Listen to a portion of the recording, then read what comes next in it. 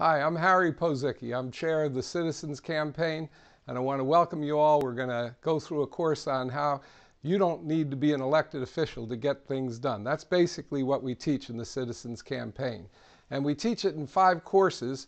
We're going to go through one today called the Citizen Legislator, but the others include how you get to be an appointed official on your town's planning board or on a budget committee, how you get to be a political party official, even at the neighborhood level where you can control who gets endorsed for governor, how you get to be a citizen journalist and write articles and get them published in newspapers and hyperlocal news sites, and finally how you get to be a political navigator to help your friends navigate through the confusing world of politics to get real solutions. So we're going to tell you that the core philosophy of the Citizens Campaign is a no-blame approach. We figure that a democracy is a government of the people, and so if there's a problem with our government, the first person we should point a finger at is ourselves, because this is our responsibility. But the no-blame approach is more than a philosophy, and it's more than a course in etiquette. It's a political strategy, a fighting strategy. Because if you exercise a no-blame approach, if you give respect to the elected officials you deal with, you command respect. It also helps you keep people focused on your proposal. Because if you get into politics and you make things personal, it distracts from the idea you're trying to get adopted. And it gives you great credibility with the press. So remember that no-blame approach. Now, we're going to talk about how to be a citizen legislator, but I'll start with a little story that might give you an idea of how it works.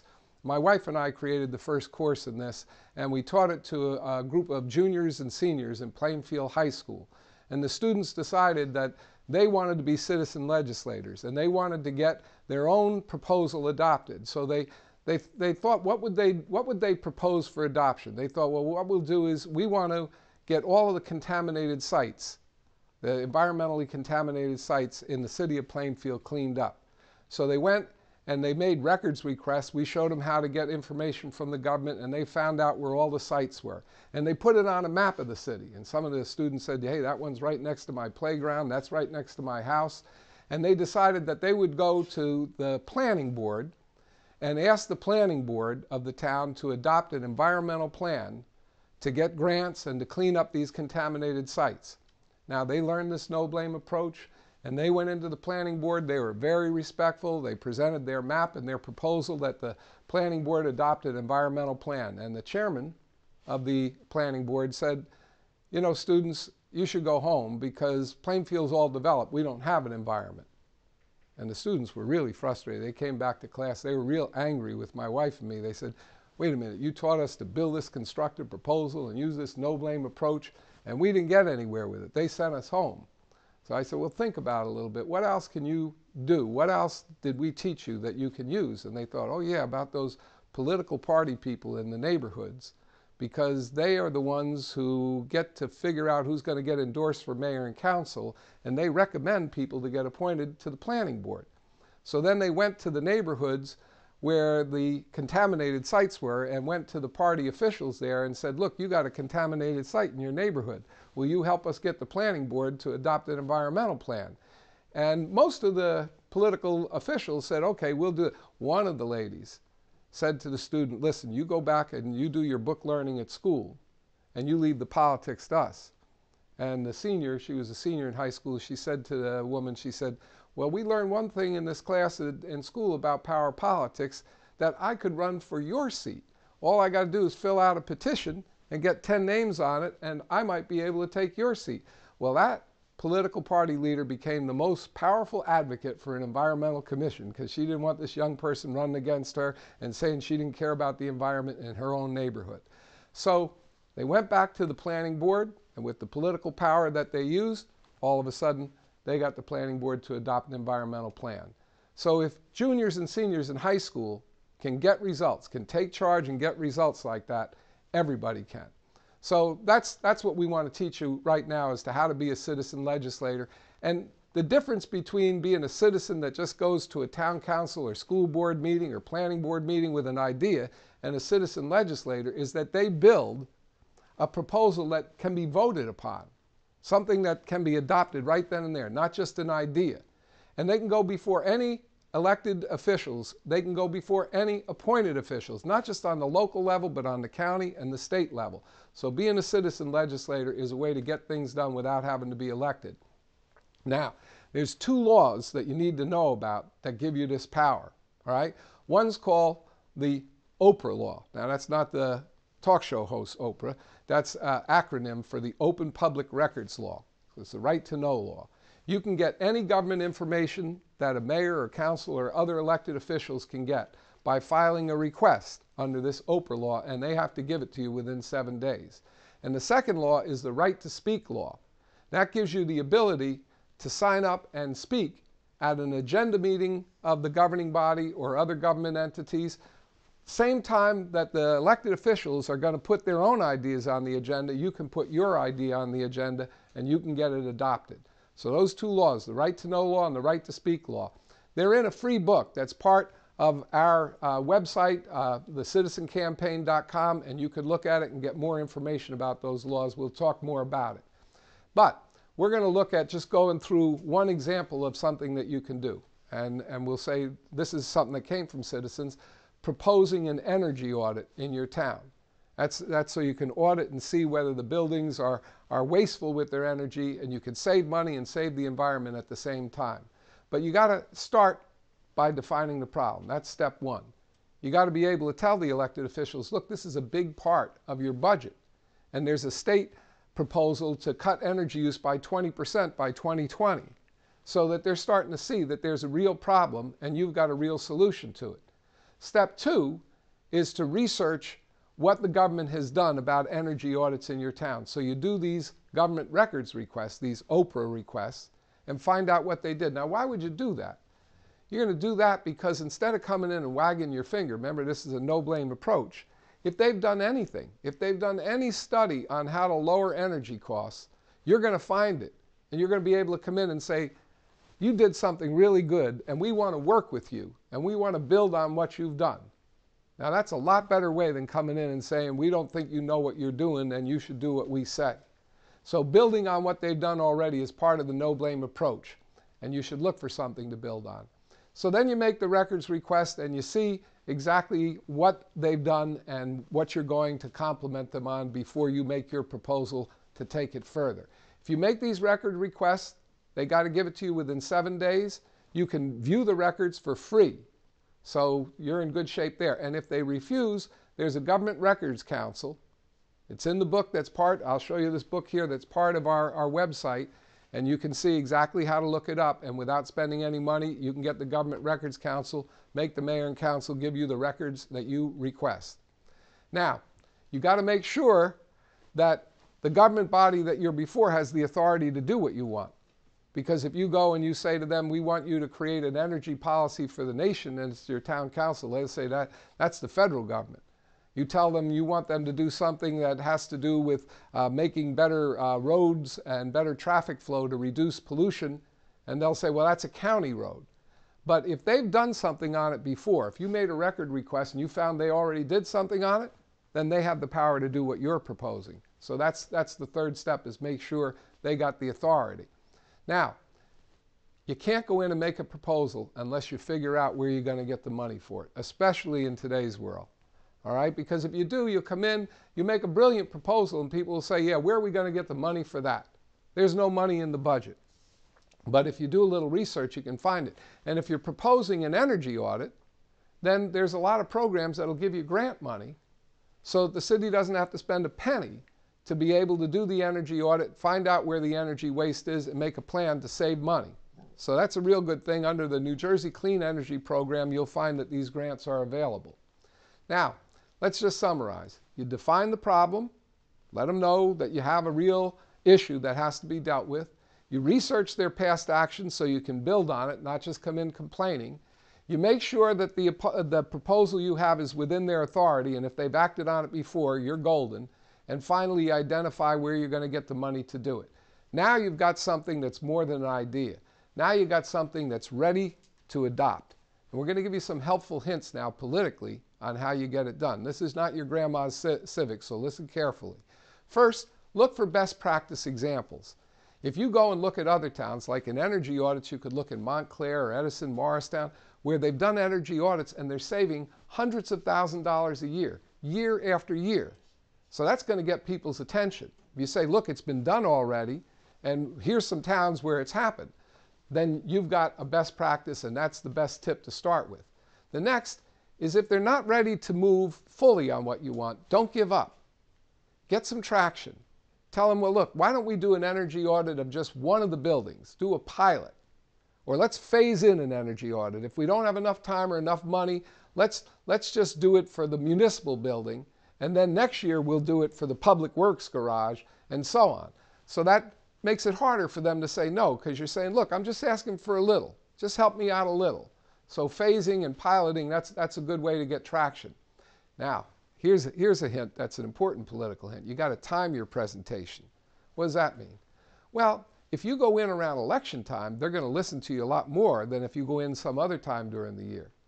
Now, if you go in during an election where the balance of power is at stake, maybe there's 3 members of the council up, and if all 3 go to the other party, then the power shifts. Everybody on the council is going to be very attentive to what you have to say.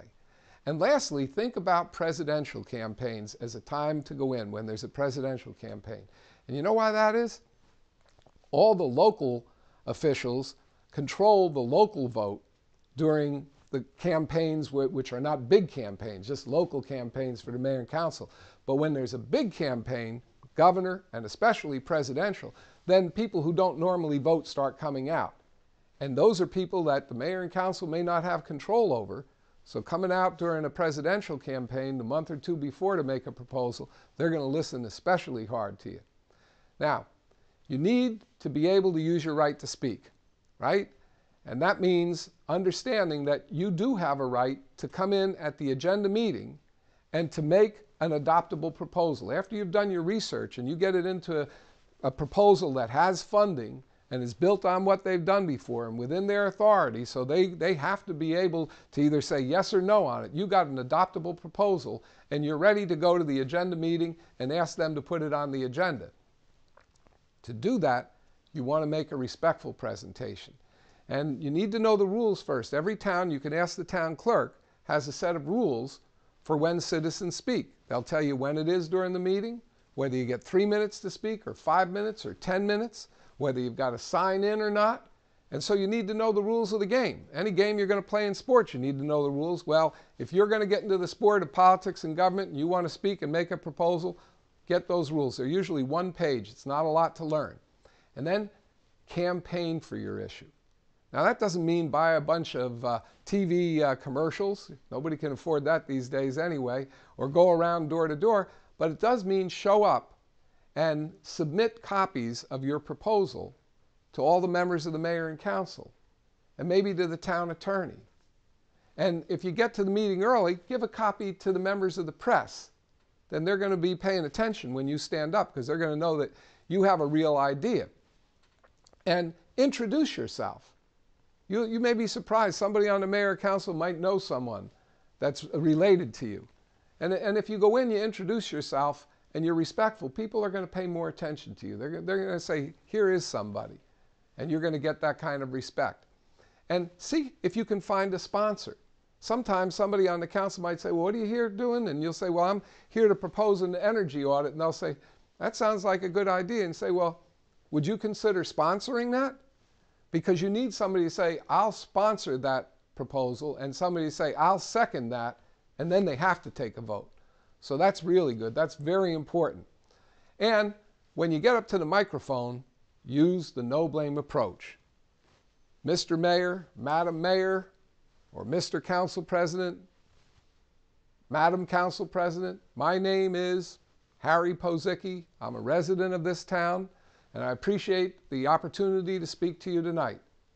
All of a sudden, they're going to stand up and watch, because you're not coming in just wagging your finger. You're not trying to call them by their first name. And if you give respect, you are commanding respect. You don't command respect by yelling and saying, give me respect, give me respect. You command it by acting respectfully. Another little tip here is that after you've made your presentation, you want to get a commitment. It is a normal thing for a citizen that comes in, even that's done a lot of research and has a great proposal, to come before the mayor and council, make that proposal, and then you hear the mayor or the council president say something like this. That was wonderful. You must have done a lot of research on that, and I'm really impressed by that. You're a really good citizen. Then they say, next. They say, what happened to my proposal? So you have to use a political technique to get a commitment. The way you do that is you say, Mr. Mayor or Madam Mayor, can you please tell me who this proposal, which professional or which committee this proposal is being referred to, and when we might expect a response back before this body? Now then you see the members of the press will be writing down, oh, they're going to get a response, and it's going there. And now you got it in action. So that's important. And then follow up. Elected officials are very busy. They're overwhelmed quite a lot. So if you go by and you say, how's my proposal doing? Or you go give a call to the attorney or whatever committee the proposal's been referred to and say, I just want to know how you're doing. Do you need me to come in and explain it? It'll get back on the radar screen. You know, the squeaky wheel gets the oil. You be nice about it, but you follow up. That's very important when you're making a respectful presentation. Now, if all that fails, there's a law called initiative and referendum. It doesn't exist in every town, but the majority of the citizens in New Jersey have initiative and referendum in their towns. And that means that if you just collect enough signatures and submit your own proposal with a petition, it goes on the ballot. And come election time, it gets voted on. And citizens who've worked in the citizens campaign, who've done everything they can to be respectful and to move a proposal before their own town council and didn't get results, have gone to the initiative and referendum process, and they've won. So you can do that as an individual citizen. The bottom line on all this is you don't need to be an elected official to get things done. Now, we do have some other advanced leadership courses. Talked about the one about political party service. In every neighborhood of 700 voters, that's usually just 4 or 5 blocks around your own house, there is an elected committee man and committee woman for the Democratic Party and a committee man and committee woman for the Republican Party. 4 elected positions. They get elected in the primary, and they control who gets the party endorsement for everything from mayor up to governor. They control what are the priorities in the party's platform. They control who gets to fill a vacancy in the state legislature, and 1/3 of our legislators got elected by these committee people before people in the general public even get to vote on them. So it's a very powerful position, and you know how many votes they normally get won by? Anywhere from 1 vote, because 1/3 of them are vacant, to maybe 2 dozen. So if you've got some friends or a big family, you're a shoo-in. And it's an easy way to take power and get into the political process. You can also learn to become an appointed official. That's somebody who gets appointed by the mayor or the council, it's usually the mayor, and can serve on any kind of board or commission. Could be a youth commission, could be an environmental commission, could be a budget task force, could be the town's planning board. We often look at our governing body, we say there's a mayor or maybe 6 council people. There's usually at least another 100 leadership positions that you don't have to run for office to take. And all they do is take a couple of hours a week on average, and you can be creating the policies in your town in that area. Another one is citizen journalist. Now, nowadays, they have hyperlocal news sites. These are electronic versions of the local newspapers. And you can take a course. All these courses are for free online under our citizencampaign.com, thecitizencampaign.com that is, and you can learn how to actually write an article on politics or government and get it published, and we'll help you do that. And finally, Political Navigator. That's where you learn how to get your friends and your family members together and teach them how to be constructive. I often have had fights with my brother. He's telling me one thing, I'm telling him something else, and it goes nowhere. So I said to him recently, I said, Steve, let's take an issue like the big debt, the federal debt. Let's talk about how we get it solved instead of pointing fingers at each other. I said, give me an idea from the Democratic side and from the Republican side that are good. So he picked one from the Democratic side that he liked. He said he liked cutbacks in the military budget. He picked one from the Republican side. He liked doing away with the corporate tax loopholes and lowering the corporate tax rate so we could be more competitive internationally. I said, now you're building. You're not just blaming. And that's the kind of thing you learn to do as a political navigator in our Political Navigator course. Now, if you do this, if you take any one of these courses, and they take about a half an hour, then we'll give you support. We'll give you a free coach. Now, these coaches are former elected officials and former party officials. We've got people everywhere from mayors and local party chairs to former governors and state party chairs that will actually help you. If you're trying to get something done and you're having some difficulties, you can go to the coach and they'll give you support. So that's a good way to keep the process going, and if you hit a dead end, to be able to get results.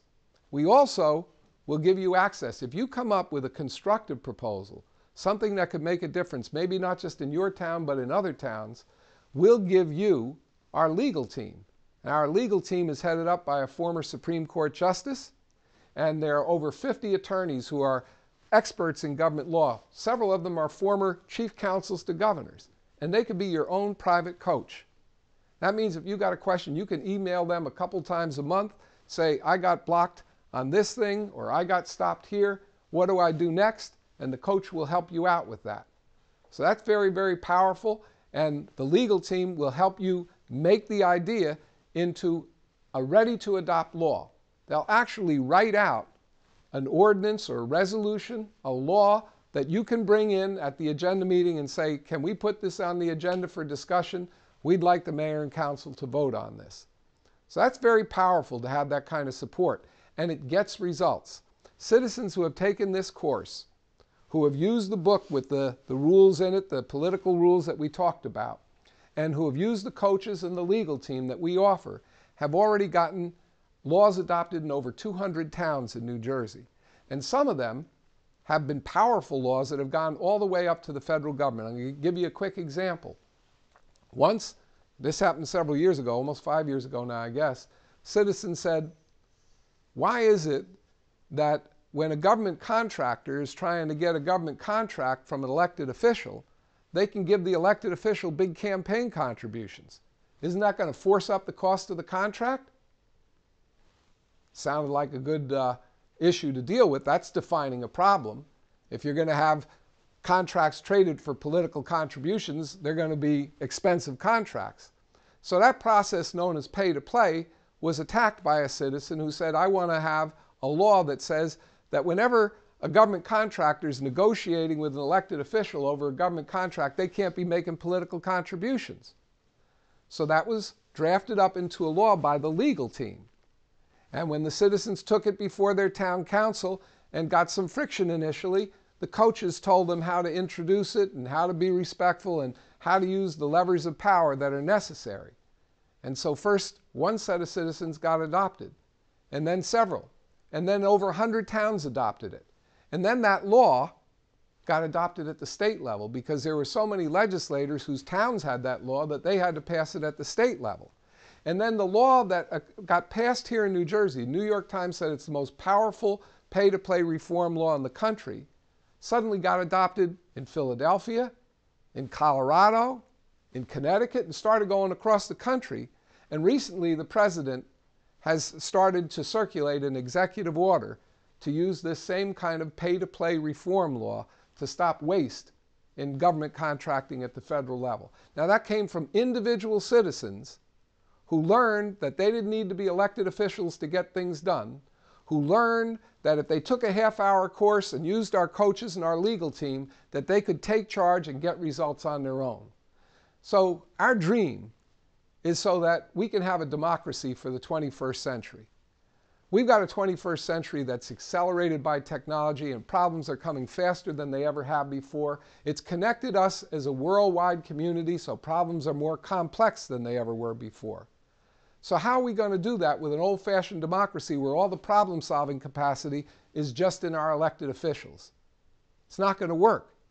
So we have to expand the problem-solving capacity. We, the citizens, have to become a nation of problem solvers. We have to use our talents, our understanding, and our common sense. All we need to know is where the levers of power are, some key political techniques as to how to exercise them, and to have the support that the coaches and the legal team that we offer will give you. And then we can become part of the solution. And that's the appeal that we make to you in the Citizens Campaign. We're all volunteers, all the experts that work with you. We don't make any money at all at this. And Everything that we offer to you is for free. The place to start is obviously where you've come today, to thecitizenscampaign.com. The key to this is let your friends know, because the more that know, the more that this democracy will grow and be a beacon of hope in the world community. Last thing I'm going to ask you to do, if you want these benefits, all you need to do is go to our Join button and push that Join button and fill out your contact information, and you'll be provided with more information about courses. You'll be provided with an opportunity for free coaches and for legal team assistance. So that's the A to the Z of the Citizens Campaign. I think we've got an ability, especially here in New Jersey, where we've got attitude, to take our attitude and our brains and a little bit of inside knowledge and to make a difference that will send shockwaves across the country. So I thank you all very much for listening, and I invite you to be a part of the Citizens Campaign and to extend an offer to your friends and your neighbors. Thank you very much.